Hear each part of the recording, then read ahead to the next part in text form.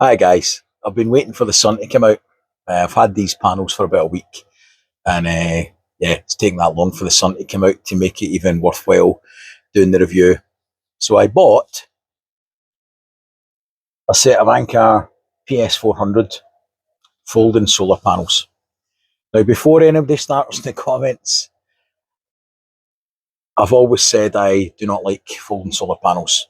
I do not recommend anybody to buy folding solar panels. And in the Discord groups, when I'm offering hints, tips, and advice, I always tell them at length why you shouldn't buy them. Okay, then why, Brian, have you spent 565 quid on heavy folding solar panels? Honest answer, it was, I'll break it down even easier. I've got domestic solar. I've got solar on the camper van. I've got solar on the prepper workshop roof above us. I've got a small 160 watt folding solar panel. It's a backup for the backup for the backups. To put it in perspective, for the same price as these, I could have bought 500 watt fixed solar panels from City Plumbing. It's a huge price difference. The panels would be more robust for the rigids. And in so many ways, they're just so much better. So why did I buy this? Well, like I say, it was just an extra backup. Bearing in mind the premise of the channel and the Discord group and the fireside chats, it's about emergency preparedness. So I've kind of reached, or very, very close to reaching, where I would like to be with regards to solar panels and renewables and backup power systems in general. And I always tell people, if you've got power banks, etc., ultimately at some point it's an expensive paperweight if you've got no means to charge it. Now, there's a lot of things could go wrong, which would stop me taking advantage of the domestic, the shed, or the camper van solar, and even the generator if it backed in, and deprive me of a primary, a secondary, even a tertiary means of charging the solar panels. So, whilst it was a lot of money, I decided to pull the pin and buy these. And I was swilling with buying an EcoFlow Delta Pro 3, and I didn't. I bought two Delta Maxes. That's a separate video. I digress greatly. So, what do you get for £565? Me personally, I got a lot of shit off my wife, to be honest, who's generally very understanding, but in this one, kind of tipped her over the edge slightly. Let's get back to the panels. What do you get? So, in the box, you get the following: set of 10-foot MC4 extension leads. Put that there. A MC4 to XD60 converter, so you can plug it in the back of your power banks. Plonk. So they claim, so it's a monocrystalline cell type for the solar panels. They claim 23% efficiency. They claim it's 1.5 times faster than traditional panels. Yeah, maybe it is. Let's find out and see what it's like. It's stated it's IP67 water rating. That means, what does that mean? Right. So what does that actually mean to us? Well, IP67, the 6 denotes like a dust value for ingress of dust and contaminants. The 7 is generally its water rating. The second number is its water rating. So 7 in this case is supposed to mean waterproof. So that would, if you look it up, it claims that it would be waterproof for 30 minutes to a depth of a metre. Now, unless you lend Mike the solar panels, UK Urban Prepper, unless I was to lend him the panels to put in his tent, in which case being water resistant would be highly beneficial since it leaks like a sieve. It's going to kill me for this. So what it really means is it's highly, highly water resistant.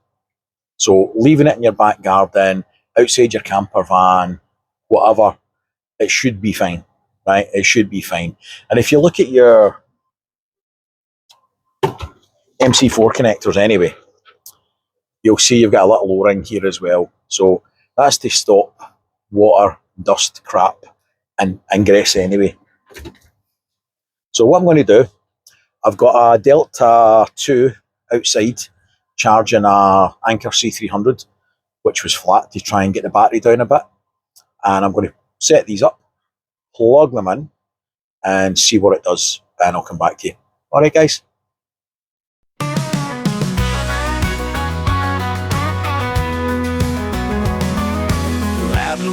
Where the old barn stands, got a bunker stocked with cans and plans. Solar panels on the roof, catch a Tennessee sun. EcoFlow power banks, boy, I got a ton.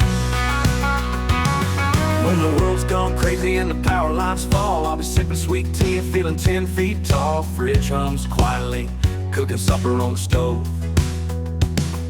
Living off the grid, man, I'm in prepper mode. I'm prepared for anything, come rain or shine. From the city blackout to the long winter time. With my EcoFlows running, I'll never be alone. Living lights on cooking, I got a self-made throne. Neighbors call me paranoid, but I just smile sweet. Got a generator humming and a pantry full to eat. Water keeps running from my own dug well. Life's a simple heaven in this prepared paradise, I tell. The city end is near, but I'm not scared. I've been ready for years, and man, I'm prepared. Friends can join in when their comfort cease. In this prepper's life, well, I'll find a little peace. I'm prepared for anything, come rain or shine. From the city blackout to the long winter time. With my EcoFlows running, I'll never be alone. Living nights on cooking, I got a self-made phone. I got a self-made phone.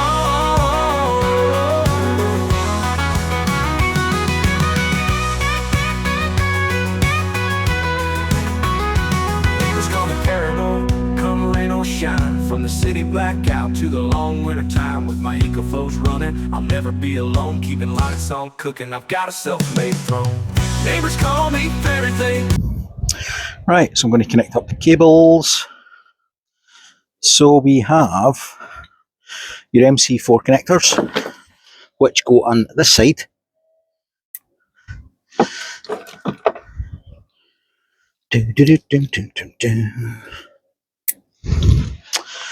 just undo the little cable clip, which I should have done off video, but didn't because I'm an idiot.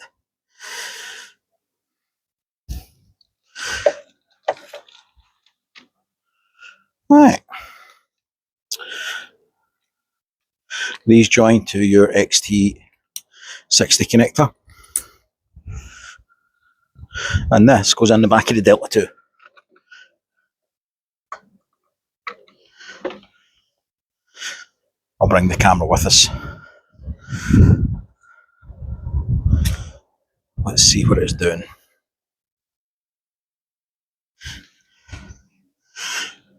Okay. So we're taking 310 watts out of the Delta 2. And we're putting 298 into the Delta 2. Now,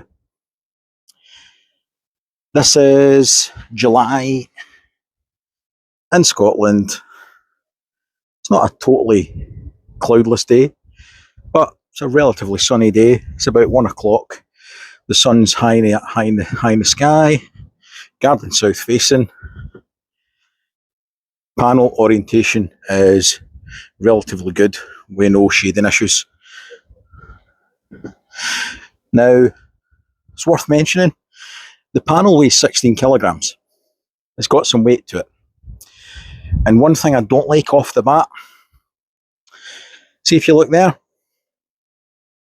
you've got a leg here, and a leg here. Straight away, that's an issue. Because all that's going to do is cause a dip and a sag on that panel and put unnecessary strain on the joins, in my humble opinion. So, as you can see here already, it's starting to sag. So I think they've kind of dropped the ball on that one. That's one thing I don't like right off the bat. To set up for one person, it's okay. It's they're a bit cumbersome, they're clunky, they're heavy, but output wise, pretty good.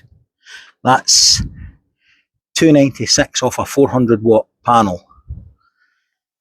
Is not too shabby, and that's without messing about with the adjustment on the legs.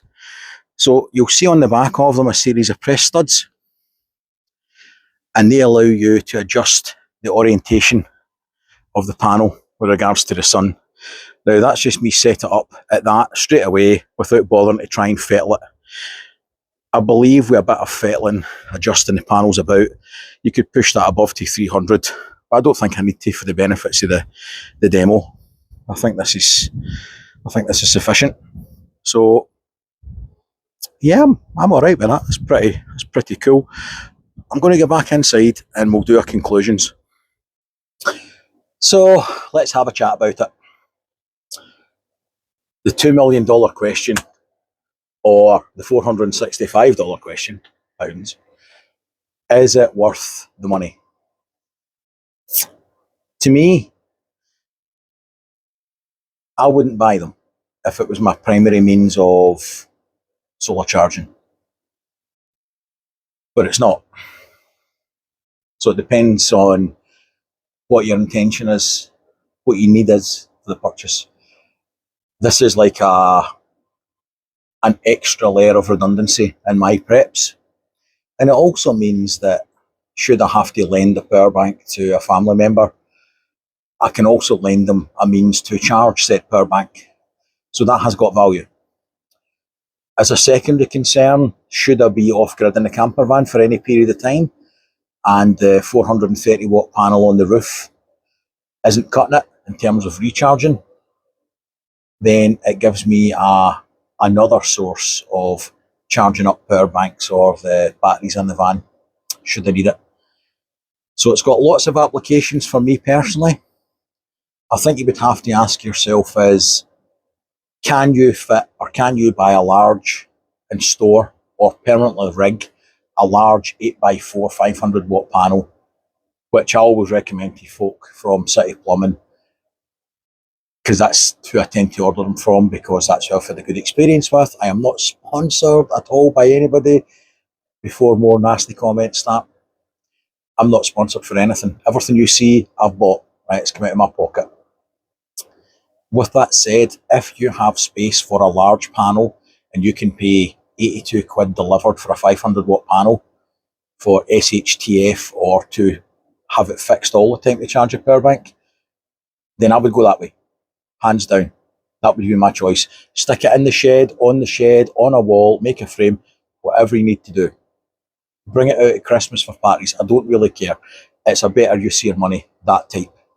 However, not everybody's got that option. Some people live in blocks of flats. Some people don't have a garden. They've got a little balcony outside it. For those type of applications, if you've got limited space, then it's a good panel. I don't like the leg that looks to be missing from the design. I don't know if the designer got tired that day and just didn't bother to add it, or if his eraser fell off. Either way, that lets it down. And I would tend to think that area where the panel's going to sag between the 2 points will put undue stress over time on those areas. So for that reason, I don't like that. Other than that, it's a robust panel. The output's good. The output's very good. First impressions, without any fettling with the orientation, messing about with the legs, fired up straight away, no problems. Best part of 300 watts. That's pretty good. You know, they'll quote figures of 400, 500 watt panels. Realistically, you don't get near that very often, unless it's ideal orientation, ideal atmospheric conditions, cloud cover, temperature. There's a whole lot of factors will influence it. So to get 300 in mid-afternoon in Scotland, I'd be really happy with that. I think that's pretty good performance. The build quality is good. They're solid, they're robust. I like the material. Aesthetically, they're very good. For a bug out situation, if people are thinking along those lines, then unless you've got a vehicle or some means to carry it, yes, it does have a carrying handle, right? But these things weigh 16 kilograms. Even swapping it between party members, you're not going to carry that very far for very long before its advantages outweigh its unwieldiness, the sheer weight, fatigue, limited calorie intake and stuff.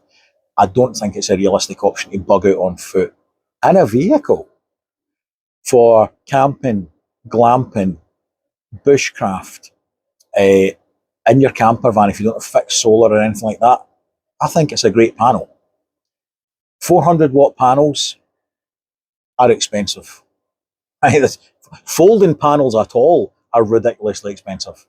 So for the money, bearing in mind everything I've just said, my prejudice against folding panels to start with, which I'll freely admit, and taking into account the prices of other manufacturers folding solar panels, I don't think it's a bad price for what you get. There is niggles that I don't like, the leg being the main one, but I think it's a robust panel, and if you needed a 400 watt folding solar panel, I think it's a good buy. I think it's a good bet. You could get a cheaper one from AliExpress or something and take your chances, but Anker is a brand name. I use Anker power banks. I've bought Anker products before. I looked at the EcoFlow version and it was really, really expensive. Not that 565 quid isn't expensive, but they were even more so. So if you had to have a 400 watt solar panel, would I recommend it? If you couldn't have any other options with regard to fixed, then yes. But that would be the only circumstances. If you had no other alternative other than a folding panel, in which case, yes, I would recommend that panel. But as I've highlighted more than once in this video, there's cheaper and better ways to do it, but you may be restricted with options, and a folding's your only option. So yeah, in the round, it's a good panel. It's priced comparably with its peers, and the build quality is good, and the production, the watts that it produces is good as well. So yeah, I would give it probably 4 out of 5 if I was to give it a rating in terms of aesthetics, build quality, performance, value for money. Taking all into account, I'd give it a 4 out of 5 and I'd be comfortable with that. So, as usual, comments, questions, stick them in the comments below. I'm prepared for anything, come rain or shine.